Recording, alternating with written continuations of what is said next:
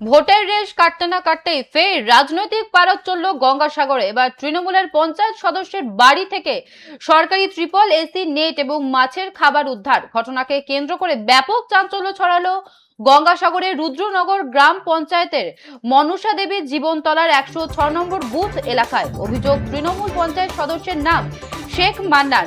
এই ঘটনা প্রকাশ্যে আসতেই শাসক ও বিরোধী শিবিরের মধ্যে রাজনৈতিক তরজা চরম আকার ধারণ করে। স্থানীয় সূত্রে জানা যায়, গোপন সূত্রে খবর পেয়ে মনসা দেবীর জীবনতলা এলাকার বাসিন্দারা আচমকায় পঞ্চায়েত সদস্য শেখ মান্নানের বাড়িতে চড়াও হন। সেখানে তল্লাশি চালাতেই মেম্বারের বাড়ি বাথরুমের পাশ থেকে লুকোনো অবস্থায় উদ্ধার হয় 3 বস্তা এসি নেট, 16টি সরকারি ত্রিপল এবং বেশ কিছু মাছের খাবার। এই খবর রাষ্ট্র হতেই মুহূর্তের মধ্যেই শয়ে শয়ে মানুষ ঘটনাস্থলে এসে জড়ো হন এবং পঞ্চায়েত সদস্যকে ঘিরে ধরে বিক্ষোভ দেখাতে শুরু করেন। গ্রামবাসীদের অভিযোগ, আমফান, ইয়াস এবং বিভিন্ন দুর্যোগের সময় তারা যখনই মেম্বারের কাছে সরকারি ট্রিপল চাইতে গিয়েছেন, ঠিক তিনি নেই বলেই তাদের খালি হাতে ফিরিয়ে দিয়েছেন। অথচ সেই সব সরকারি ত্রাণ নিজের বাড়িতে এভাবে লুকিয়ে রাখা হয়েছে। খবর পেয়ে পরিস্থিতি সামাল দিতে ঘটনাস্থলে পৌঁছায় সাগর থানার পুলিশ। পুলিশের উপস্থিতিতে উদ্ধার হওয়া সমস্ত সামগ্রী বাজেয়াপ্ত করে সাগর ব্লকের বিডিও অফিসে জমা দেওয়া হয়। তবে অভিযুক্ত মেম্বারকে পুলিশ গ্রেফতার বা কোনো শাস্তি না দেওয়ায় ক্ষোভে ফুঁসছে এলাকাবাসীরা।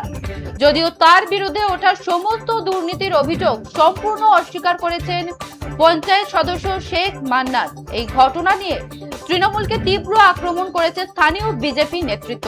বিজেপির তরফ থেকে অভিযোগ করা হয়, জনগণের পরিষেবার জন্য আসা সরকারি জিনিসপত্র আত্মসাৎ করে ঘরে মজুত করে রেখেছিলেন ওই মেম্বার। ভোটের সময় এই সমস্ত সামগ্রী বিলি করে ভোটারদের প্রভাবিত করার চেষ্টাও করা হয়েছে। এমনকি কিছু ট্রিপল তিনি চড়া দামে বাজারে বিক্রিও করেছেন বলেই তাদের কাছে খবর রয়েছে।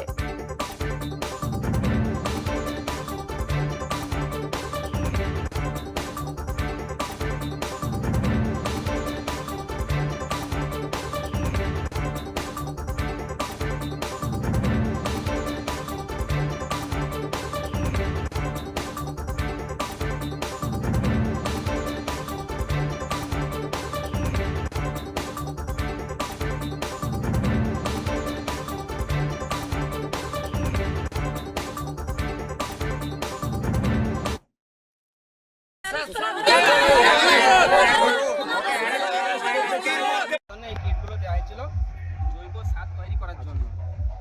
যেখানে কৃষি প্রধান বুথ, সেই বুথগুলোতে এই কিটগুলো নিয়েছে। কিন্তু আমাদের এখানে বেশিরভাগ মানুষ পরিযায়ী শ্রমিক বাইরে থাকেন, কিন্তু ওনারা আমি বলিনি স্যার, আপনি যা বলার বুঝেছি আপনার কথা। হ্যাঁ, এখন বিষয় হলো আমি বলি স্যার, ছোট করে শেষ করে নি। এটা হচ্ছে বেনিফিশিয়ারিরা নেয়নি, যার কারণে আমার কাছে থেকে যায়। তাহলে ওটা রিটার্ন করে দিন। বাথরুমের ভেতরে পঞ্চায়েত মেম্বার মান্নান শেখ সমস্ত পেপার গুছিয়ে রেখেছে।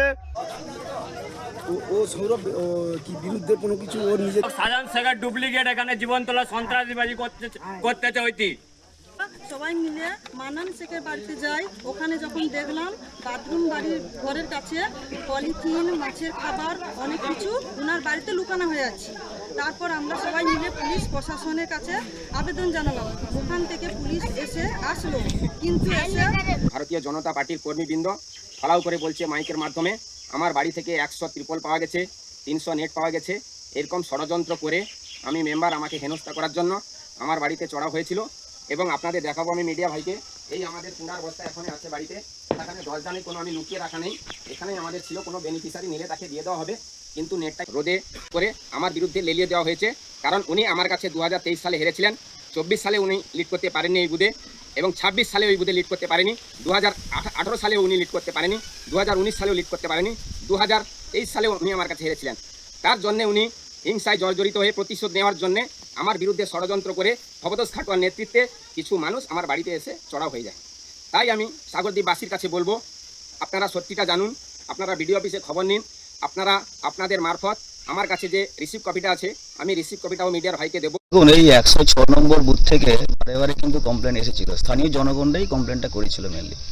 এই তৃণমূলের 106 নম্বর বুথের যে মেম্বার, এই মাতব্বর দীর্ঘদিন ধরে বিভিন্ন কিটসগুলো, পঞ্চায়েতের কিটস থেকে শুরু করে জনগণের পরিষেবা প্রদানের জন্য যে সমস্ত কিটসগুলো সরকারি দপ্তর থেকে আসে, সেগুলো কিন্তু স্টোর করে রেখেছিল এবং ভোটের সময়ে এই মালগুলো প্রোভাইড করে জনপিস প্লাস ঢাকা প্রশাসনের উপস্থিতিতেই কিন্তু মালগুলো আমরা বের করি।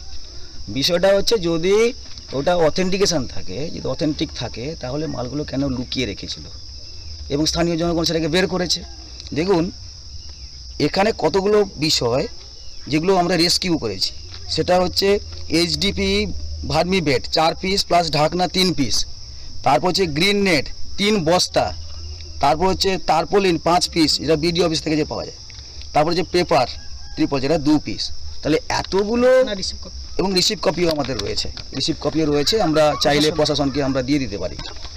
বিষয়টা হচ্ছে এতগুলো সরকারি কিটসগুলো প্রশাসন রেস্কিউ করলো এবং সেই মাতব্বর প্রশাসন থেকে সেখান থেকে ফিরে এসে এলাকায় যেভাবে সন্ত্রাস ঘটাচ্ছে, এলাকার মানুষজন যথা